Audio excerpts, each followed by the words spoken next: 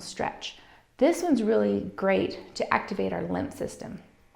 So the only way to get the lymph moving is if we are actually breathing and having muscle contractions to really move that lymph.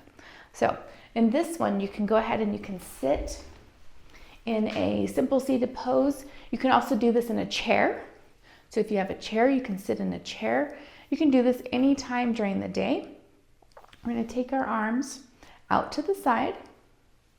We're going to take our thumbs in, and we're going to be doing this movement associated with our breath.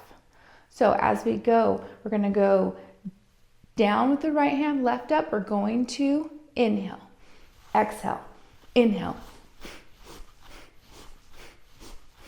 You want to do that with very powerful and fast movement, okay? And you're going to do that for 1 to 3 minutes.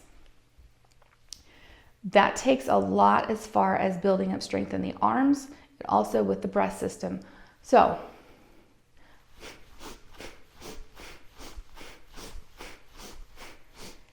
looks kind of funny, but it's really great for activating that lymph system. I hope you have a great day. I'll see you next time.